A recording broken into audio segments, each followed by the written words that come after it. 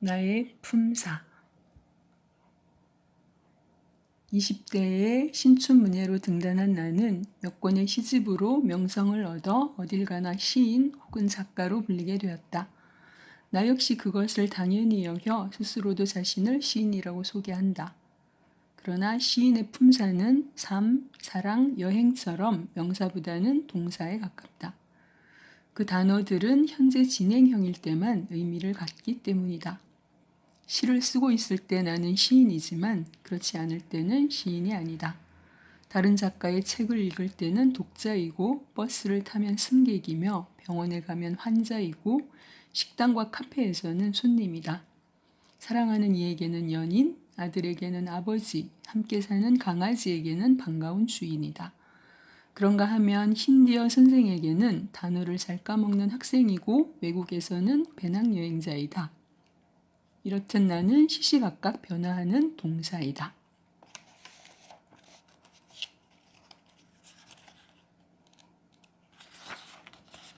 고정된 나는 존재하지 않는다. 명칭은 역할에 따른 약속 명사일 뿐이다. 의사는 환자를 치료할 때만 의사이며 교수는 학생들을 가르칠 때만 교수이다. 밖에 나오면 그 역시 승객이고 길 가는 행인이며 관광객이고 손님일 뿐이다. 만약 그가 의사, 교수라는 명사로 자신을 고정시킨다면 그는 자기 규정에 갇혀 존재가 가진 수많은 가능성과 역동성을 잃는다. 예수의 신부 앤소니 드 멜로는 다음의 우화를 이야기한다. 한 여인이 중병에 걸려 생사를 헤매는데 아득한 곳에서 어떤 음성이 묻는다. 너는 누구인가? 저는 쿠퍼 부인으로 이 시의 시장 아내입니다. 나는 너의 이름이나 남편에 대해 묻지 않았다. 너는 누구인가? 저는 사랑하는 두 아이의 엄마입니다. 내가 누구의 엄마냐고 묻지 않았다. 너는 누구인가? 저는 초등학교 학생들을 가르치는 교사입니다. 나는 너의 직업을 묻지 않았다. 너는 누구인가? 저는 기독교인이며 남편을 잘 내조했고 열심히 일했습니다. 나는 너의 종교가 무엇이고 어떻게 살았는지 묻지 않았다. 너는 누구인가? 여인은 알 수 없는 음성과의 대화 후에 병에서 회복되었고 그 후 삶이 달라졌다. 자신이 규정 지은 한정된 나에서 벗어나 더 역동적인 존재로 살게 되었다. 내가 나라고 여기는 나의 자아 이미지는 다른 방향으로도 작용한다. 사고나 병으로 몸에 장애를 갖는 순간 자신을 장애인으로 여기며 장애인이라는 고정명사와 하나가 된다. 암에 걸린 것이 확인되는 순간 자신을 암 환자와 동일시하며 암 환자로 살다가 암 환자로 생을 마친다. 그것이 암에 걸리는 일보다 더 불행한 일일지도 모른다.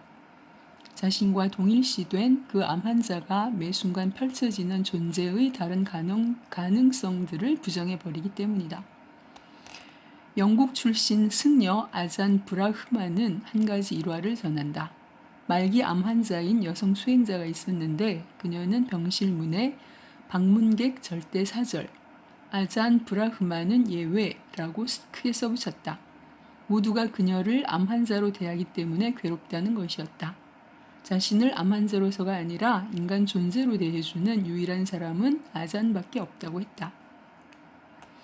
그녀를 찾아간 아잔은 곁에 앉아 1시간여 동안 농담을 해서 그녀를 한바탕 웃겨주었다. 이튿날 그녀는 웃으며 세상을 떠났다. 누군가와 대화할 때는 그 인간 자체와 대화해야 한다는 것을 배웠다고 아잔은 말한다. 저한테도 이런 사람이 제 가까이에 있는데요. 너무나 감사한 사람이죠. 저희 남편입니다. 남편은 제가 아직도 아픈 사람이라고 느껴지지 않는데요. 그냥 예전과 같다고 그냥 예전이랑 똑같이 장난이 심한 사람인데 늘 장난으로 저를 웃겨주고 깔깔대고 웃게 합니다. 그래서 가장 가까이에 이 아잔과 같은 사람을 가진 저는 참 행복하다는 생각이 듭니다. 남편이 떠올라서 말씀드렸습니다. 자신을 피해자라고 정의 내리는 사람을 나는 안다. 아마도 인생의 어느 시기에 부당한 혹은 부당하다고 스스로 해석되는 일을 겪었을지도 모른다. 그녀는 자신을 피해자이며 피해의식이 있다고 습관적으로 말한다. 실제로는 중학교 때부터 외국에서 유학해 명문대학을 다녔으며 20대에 이미 한 회사의 대표가 되었다. 원하는 일을 하고 살면서 왜 자신을 끝없이 피해자라고 여기는지 의문이 들 정도이다. 슬픈 어린 시절, 실패한 경험, 상처 입은 사건과 자신을 동일시하며 과거의 옷을 벗지 못하는 경우는 흔하다. 또한 우리는 너무도 쉽게 자신을 못생긴 사람, 뚱뚱한 사람, 늙은 사람, 못 가진 사람과 동일시한다. 누구나 거리에서는 행인이고 승객이고 책을 읽을 때는 독자인데도 자아 이미지에 매여 있지 않을 때 진정한 자유를 느낄 수 있다. 존재하는 것만으로도 빛날 수 있어야 한다. 무슨 조건, 소유, 지위를 다 떼어내도 우리의 본래 존재는 호수만큼 투명하고 바다만큼 역동적이다. 인생 수업의 저자 엘리자베스 퀴블러 로스는 말한다. 인생의 시작에 있든 끝에 있든 절정기에 있든 절망의 나락에 있든 우리는 언제나 모든 상황을 초월한 존재이다. 당신은 당신이 앓고 있는 병이나 직업이 아니라 당신 자신일 뿐이다. 삶이란 무엇을 하는가가 아닌 존재에 관한 문제이다. 삶이란 무엇을 하는가가 아닌 존재에 관한 문제이다. 정년 퇴직 후에도 계속 교수라는 자아 이미지를 내려놓지 않는 사람도 있고 1년 동안 장관을 지낸 후에 평생 장관님으로 불리길 원하는 사람도 있다. 역할놀이가 끝났을 때도 진정한 나와 마주할 기회인데도 말이다. 끝났을 때가 진정한 나와 마주할 기회인데도 말이다. 자신을 진리를 깨달은 사람과 동일시하는 이도 나는 많이 만났다. 다른 에고를 버리고 깨달은 사람이라는 에고로 대체한 것이다. 한 번은 기업인들과 히말라야 트레킹을 한 적이 있는데 그들 중 몇 명은 어떤 곳에서도 기업 회장이라는 자기 규정을 내려놓지 않아서 애를 먹었다. 이동하는 버스 안에서도 만년설 밑에서도 여행자가 아니라 귀빈이었다. 여행을 떠나기 전 설명한 대로 산골의 허름한 숙소로 안내하자 그 귀빈들은 몹시 불편해했다. 자유롭지 못한 자아상이 여행과 현존을 방해한 것이다. 자신과 만나기 위해 고행에 가까운 트레킹을 떠난 것인데도 자신의 유명함에 큰 의미를 부여하지 않는 이들이 있다. 내가 아는 배우 김혜자도 그중 한 사람이다. 그녀는 오히려 명성을 세상에서 입힌 거추장스러운 옷으로 여긴다.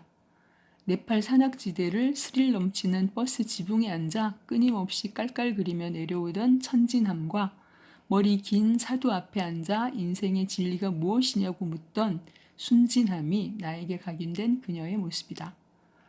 영적 추구의 출발은 나는 누구인가라는 물음에서 시작된다. 그리고 이 물음은 나는 무엇이 아닌가가 전제되어야 한다. 그렇지 않으면 자신의 대학 교수이고 연예인이고 부자라고 말할 것이다. 그것들은 주어진 역할일 뿐이지 존재 자체가 아니다. 자신의 이름 뒤에 붙는 역할에 집착하는 사람은 상대방에 대해서도 존재가 아니라 역할과 지위에만 관심을 갖는다. 그리고 그 역할과 지위로 타인을 평가한다. 사회가 나에게 부여한 역할과 이미지를 나의 존재로 착각할 때 공허가 싹트며 이 공허감은 더 많은 외부의 것들로 채워져야 한다. 자신을 치장하는 것들을 빌려오고 권력을 빌려오고 지위를 심지어 성형한 미모를 빌려와야만 한다. 그때 그 존재는 지푸라기로 채워진 인형과 같다. 영성 상담가 토머스 무어가 강연을 하러 갔을 때의 일이다. 강연 시작 전에 사회자가 그를 청중에게 소개하며 말했다. 저는 오늘의 강연자가 무엇이 아닌지를 말하겠습니다. 그는 예술가도 아니고 시인도 아니고 학자도 아니며 무어는 이 아니라는 정의를 들으면서 어쩐지 억울했다. 당시에 그는 대학에서 가르치고 있었고 적어도 자신이 학자라는 환상을 가지고 있었다. 그러나 그는 자신이 진정한 의미의 학자가 아니라는 것 또한 알고 있었다. 사회자의 범상치 않은 소개가 현명하고 절대로 옳다고 무언은 생각했다. 자신이 동일시하고 있는 것으로부터 자유로워지는 법에 대한 것이 그날의 강연 주제였던 것이다. 이 일화를 전하며 무언은 말한다. 우리가 무엇이 아닌지를 관찰하면서 우리가 누구인가에 대한 놀라운 메시지를 발견할 수 있다. 사실 존재는 자신이 한 가지로 규정되는 것을 부자유하게 여긴다. 모든 사람이 자유를 원하는 것은 그 때문이다. 우리의 존재 안에는 무한히 역동적인 세계가 있다. 별들의 운항이 있고 새들의 쥐적임이 있고 꿈과 환상이 있다. 우리는 햇빛 속 먼지인 동시에 광활한 우주이다. 우리는 햇빛 속 먼지인 동시에 광활한 우주이다. 나무를 흔드는 바람이고 빗방울이고 절벽에 부서지는 파도이다. 우리는 존재하는 모든 것이다. 나에게 고정된 실체가 없다는 점을 이해하게 되면 허무에 빠지는 것이 아니라 오히려 존재의 역동성에 눈뜨게 된다. 그때 지금 이 순간 속에서 열심히 놀이하게 된다. 그리고 다음 순간에는 다른 놀이로 옮겨간다. 나의 품사는 흐르는 강처럼 순간순간 변화하는 동사이다. 나는 나의 지난 이야기가 아니라 이 순간의 있음, I am이다. 만약 내가 시인이라는 호칭을 존재의 고정된 틀로 지니고 다닌다면 그것은 죽은 명사가 된다. 죽음만이 유일하게 동사가 될 수 없는 고정 명사이다. 내가 시인이라는 것을 전혀 모르는 사람을 만날 때 오히려 나는 자유로움을 느낀다. 오직 모름과 모름일 때 존재와 존재로 마주하는 일이 가능하다. 순수한 있음과 순수한 있음으로.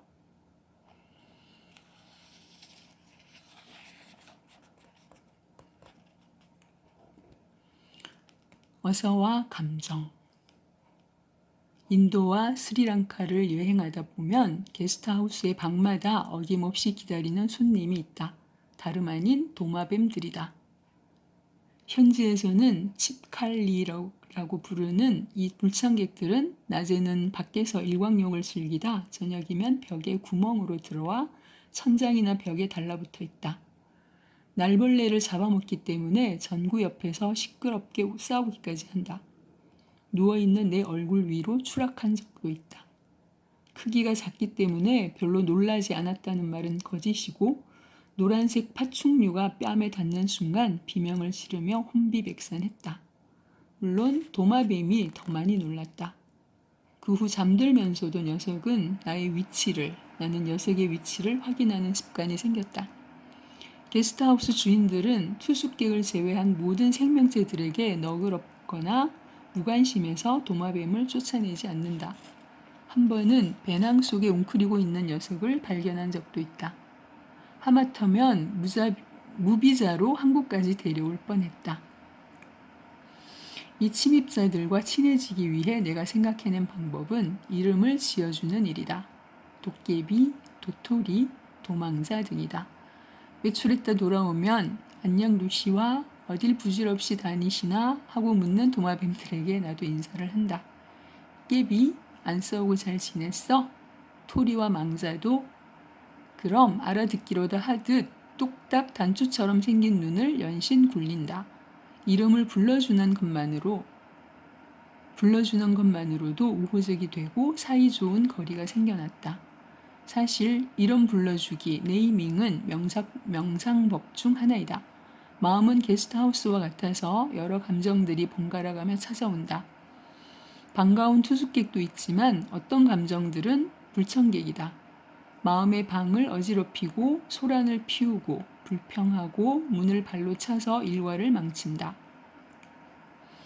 잠들 때까지 영혼을 괴롭히는 감정들도 있다. 무의식에 난 틈새로 등장하기 때문에 쫓아내기도 어렵고 잠금 장치를 해둘 수도 없다. 마음 챙김 명상에서는 이 감정들에게 이름을 불러주라고 권한다. 슬픈 감정이 오면 슬픔 너구나 어서와 하고 이름을 불러주는 것이다. 불안과 두려움에게도 안녕 불안, 안녕 두려움 하고 고통스러운 기억과 함께 분노가 일어나면 얼른 이름을 불러준다.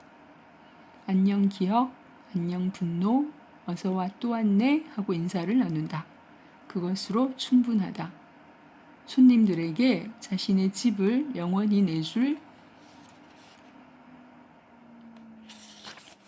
필요까지는 없다. 신체적인 감각 역시 마음속으로 가려움, 가려움, 두통, 두통 하고 이름을 불러주면 그것과 자신을 동일시하는 습관과 거리를 두게 된다. 산만한 생각과 부정적인 감정의 희생자가 되지 않는 방법이다. 고대의 샤먼들은 우리가 두려워하는 것의 이름을 알면 그것을 지배할 수 있다고 믿었다. 실제로 피부 가려움증으로 밤마다 고생하던 여성은 나한테서 이름 불러주기를 배운 후 가려운 부위를 긁는 대신 가려움, 가려움 하고 이름을 부름으로써 증상이 훨씬 완화되었다고 했다. 가르쳐준 나에 대한 예의로 그렇게 말하는 것은 절대 아니라고 그녀는 누차 강조했다. 그래서 감사하고 나도 답례했다. 쇼펜하우어와 니체, 니코스,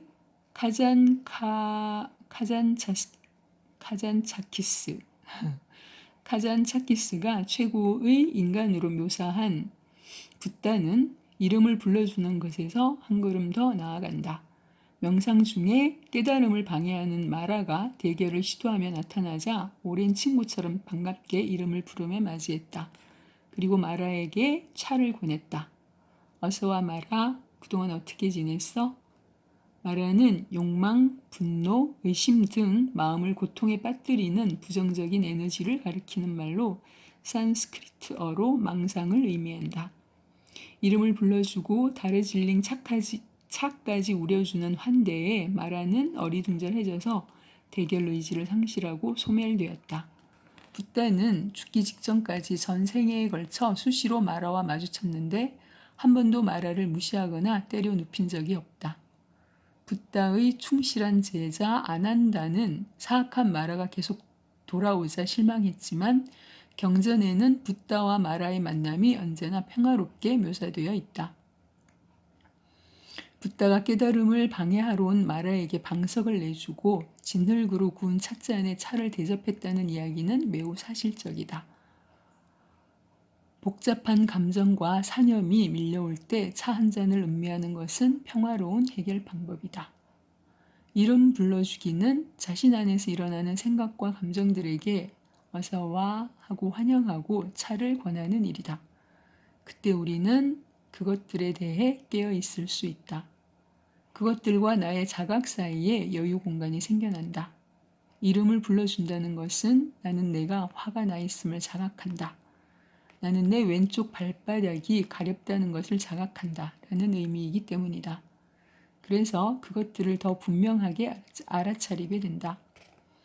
힌두교에서 가장 인기 있는 영웅신 중 하나인 크리슈나와 관련된 일화가 있다. 어느 날 크리슈나는 이복형 발라라마와 함께 숲을 걷고 있었다.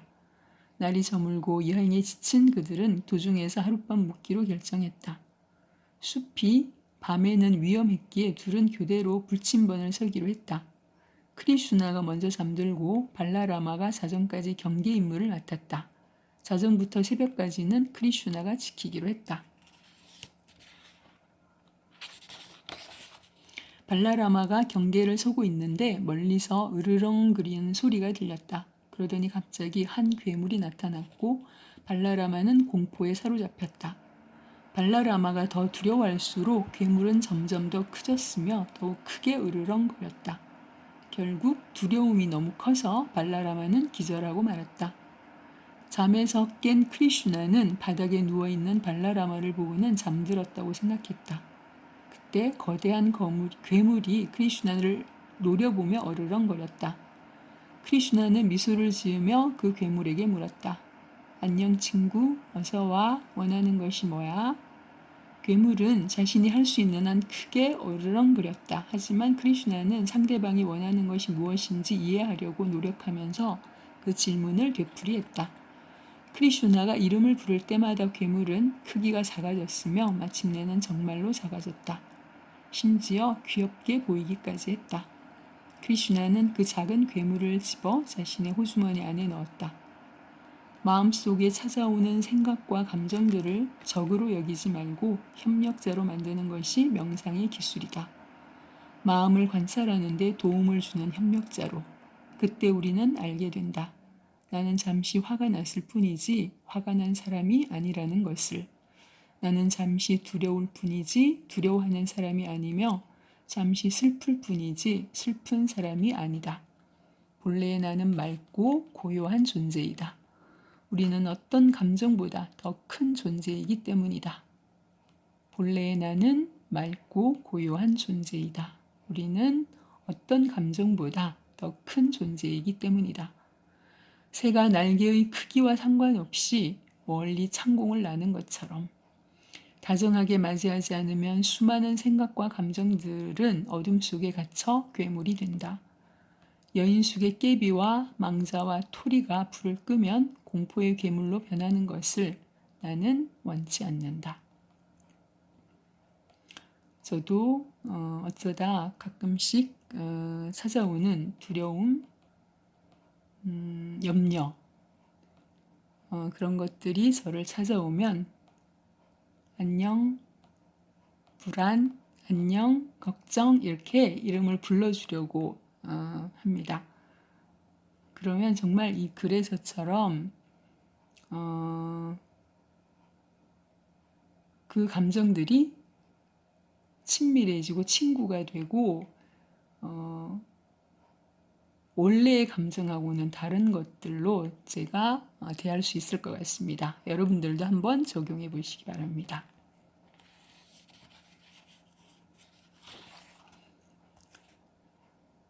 꽃이 피면 알게 될 것이다. 한 스승에게 4명의 제자가 있었다. 그는 제자들에게 자신과 타인에 대해 성급하게 판단하지 않는 법을 가르쳐주고 싶었다. 그래서 한 명씩 차례대로 여행을 보냈다. 먼 곳에 있는 배나무 한 그루를 보고 오는 여행이었다. 그런 다음 각자에게 무엇을 보았는지 말하겠다. 첫 번째 제자는 겨울에 가서 그 나무를 보았다. 나무는 차가운 바람 속에 잎사귀도 없이 헐벗음 그 자체였다. 껍질 속 중심부까지 메말라 있었다. 제자는 돌아와서 스승에게 나무가 못나고 굽었고 아무 쓸모없다고 설명했다. 성장을 암시하는 생명의 힘을 전혀 느낄 수 없었다고. 봄에 가서 나무를 보고 온 두 번째 제자는 그 의견을 받아들일 수 없었다. 그가 본 나무는 가지마다 새 움이 파릇파릇 돋아나고 있었다. 뿌리는 끊임없이 생명수를 길어올리고 마치 봄과 사랑에 빠진 무언의 몸짓처럼 움마다 봄 기운을 단단히 오므려 쥐고 있었다. 제자는 앞날이 무척 기대되는 나무라고 주장했다. 세 번째 제자는 초여름에 나무를 보러 갔다. 그를 맞이한 나무는 온통 흰 꽃으로 뒤덮여 있었다. 뿌리는 단단히 땅을 움켜쥐고 있고 수술과 암수를 보듬어주는 꽃들에서는 감미로운 향기가 났다. 그 만개한 세계에 이끌려 다른 존재들이 모여들었다. 제자는 여태껏 본 가장 우아하고 아름다운 나무라고 말했다. 마지막으로 여행을 떠난 네 번째 제자는 어떤 평가에도 동의하지 않았다. 가을에 가서 나무와 만난 그는 가지가 휘어질 만큼 매달린 황금빛 열매들을 목격했다. 그 열매들은 태양과 비바람에 자신을 내맡긴 믿음의 결과였다. 제자는 돌아와서 햇빛과 비를 당분으로 바꿔 풍요와 결실을 이뤄내는 나무의 연금술에 깊이 감동했다고 말했다. 스승은 4명의 제자를 불러 모두의 의견이 그 자체로는 틀리지 않지만 전적으로 옳지는 않다고 말했다. 각자가 본 것은 그 나무의 한 계절에만 해당하는 모습이기 때문이다. 스승은 말했다. 나무에 대해서든 사람에 대해서든 한 계절의 모습으로 전체를 판단해서는 안 된다. 나무와 사람은 모든 계절을 겪은 후에야 결실을 맺을 수 있기 때문이다. 가장 힘든 계절만으로 인생을 판단해서는 안 된다. 한 계절의 고통으로 나머지 계절들이 가져다 줄 기쁨을 파괴하지 말아야 한다. 겨울만 겪어보고 포기하면 봄의 약속도 여름의 아름다움도 가을의 결실도 놓칠 것이다. 겨울만 겪어보고 포기하면 봄의 약속도, 여름의 아름다움도, 가을의 결실도 놓칠 것이다. 작자 미상의 이 이야기는 타인에 대한 판단만이 아니라 자기 자신에 대한 평가에도 해당된다. 모든 것을 잃고 서리와 얼음으로 덮인 나무일 때, 헐벗은 가지에 바람소리만 가득할 때, 그것으로 자신의 전 생애를 판단해서는 안 된다. 연약한 움을 틔운 시기에는 그 연약함이 오므려 쥔 기대를 무시하지 말아야 한다. 삶에서 오는 기쁨, 깨달음의 결실은 모든 계절의 빛과 별자리들이 건네주는 선물인 것이다. 배나무를 보기 위해 떠난 제자들처럼 우리는 모든 계절을 품고 한 계절씩 여행하는 순례자들이다. 우리 자신이 한 그루의 나무이다. 나무는 계절의 흐름에 자신을 맡기는 것이 여행의 시작이다. 그 믿음을 가지고 있지 않다면, 계절들 밑에서 흐르는 생명의 의지를 신뢰하지 않는다면 아직 삶이라는 여행을 시작하지 않은 것과 같다. 어떤 계절에도 영원히 지속되지 않음을, 어떤 계절도 영원히 지속되지 않음을 나무는 잘 안다. 어떤 겨울도 견디고 남을 만하다는 것을. 어떤 계절도 영원히 지속되지 않음을 나무는 잘 안다. 어떤 겨울도 견디고 남을 만하다는 것을. 유럽의 한 대학에서 인도 문학을 강의하는 교수가 들려준 이야기이다. 입학 면접 장소에서 처음 카밀라라는 학생을 만났는데 각각 다른 머리 길이에 파랗고 빨간 염색을 하고 눈썹은 2배나 진하게 그려져 있었다. 오른쪽 귀에 5개의 귀걸이를 하고 비대칭의 머리카락으로 가려진 왼쪽 귀에는 또 얼마나 많은 귀걸이가 걸려 있을지 10만이 아는 일이었다. 손가락은 커다란 반지들로 뒤덮여 있고 긴 손톱들은 검은색으로 칠해져 있었다. 셀 수 없이 많은 팔찌, 까만색 립스틱에 무릎까지 올라오는 검정 부츠, 그리고 면접관의 질문에 대한 그녀의 대답은 알아듣기조차 힘들었다. 단지 외모만이 문제가 아닌 듯 했다. 그런데 시험 성적이 나쁘지 않아서 카밀라는 합격을 하고 내 친구의 수업을 듣게 되었다. 다행히 많은 학생들 속에 앉아 있었기 때문에 그녀의 얼굴을 가능한 한 피할 수 있었다. 그렇게 4년이 흘렀고 졸업을 앞둔 카밀라가 찾아와 문학 석사 과정에 등록해도 되는지 물었다. 그것은 지도교수와 학생이 1대1로 자주 접촉해야 함을 의미했다. 내 친구는 그녀의 머릿속도 외모와 비슷하지 않을까 겁이 났다. 하지만 카밀라의 의지는 단호했고 결국 내 친구의 지도 아래 현대 인도 문학을 전공하게 되었다. 처음에는 그녀의 외모가 아니라 그녀가 하는 말에 집중하는 데 많은 노력을 기울여야만 했다. 하지만 석사 과정이 끝나갈 무렵 그녀가 매우 재능이 뛰어나고 지적인 여성이라는 사실을 알게 되었다. 그녀의 석사학위 논문은 다른 학생들의 박사학위 논문보다 뛰어났다. 현재 카밀라는 힌디어와 우르두어를 자유자재로 구사하는 인도 문학 박사학위 소지자이며 내 친구의 훌륭한 동료 교수가 되었다. 머리는 본래의 갈색으로 돌아왔으며 액세서리와 화장도 차분해졌다. 지금까지 가르친 학생 중에서 가장 자랑스러운 제자라고 내 친구는 진심을 담아 말했다. 한 시기의 모습으로 타인의 존재 전체 혹은 삶 전부를 판단하는 것은 누구나 쉽게 범하는 오류이다. 당시 카밀라는 고딕 록, 얼터너티브 록의 한 장르인 고딕 록의 열렬한 팬이었다. 그녀는 어느 젊은 록 그룹 가수에게 흠뻑 반해 그와 어울리는 의상을 걸치고 얼굴에는 가능한 한 많은 피어싱을 했다. 그 가수의 공연은 장소를 불문하고 따라다녔다. 공연 후의 파티에도 어떻게든 참석하며 나름 최선을 다했지만 자신이 좋아하는 가수와는 진실한 접촉을 할 수가 없었다. 결국 그녀는 상처를 안고 마음을 접었다. 어느 겨울 카밀라는 방학을 맞이해 아버지의 차를 타고 고향 집으로 가고 있었다. 그날따라 날씨가 엉망이었다. 강풍이 불고 잿빛 하늘에서 진눈깨비가 날려 도로가 미끄러웠다. 조심스럽게 운전을 하던 아버지가 문득 차를 얻어 타려고 손을 흔드는 젊은이를 발견했다. 카밀라는 관심이 없었지만 아버지는 험악한 날씨에 길에서 히치하이크를 해야 하는 젊은이에게 동정심을 느껴 차를 멈췄다. 그 히치하이커가 차에 올라탔을 때 카밀라는 자신의 눈을 믿을 수가 없었다. 자신이 그토록 몇 년 동안 따라다니던 그 록 가수였다. 두 사람은 결혼해 지금까지 행복하게 살고 있다. 힌디어에 킬레가또 데렝게라는 격언이 있다. 꽃이 피면 알게 될 것이다. When it flowers, we will see 라는 뜻이다. 지금은 나의 미래를 장담할 수 없고 설명할 길이 없어도 언젠가 내가 꽃을 피우면 사람들이 그것을 보게 될 것이라는 의미이다. 자신의 현재 모습에 대해, 자신이 통과하는 계절에 대해 굳이 설명할 필요가 없다. 시간이 흘러 결실을 맺으면 사람들은 자연히 알게 될 것이므로. 독일 시인 라이너 쿤체는 썼다. 꽃 피어야만 하는 것은 꽃 핀다. 자갈 비탈에서도 돌 틈에서도 어떤 눈길 닿지 않아도. 인내는 단지 기다리는 것이 아니다.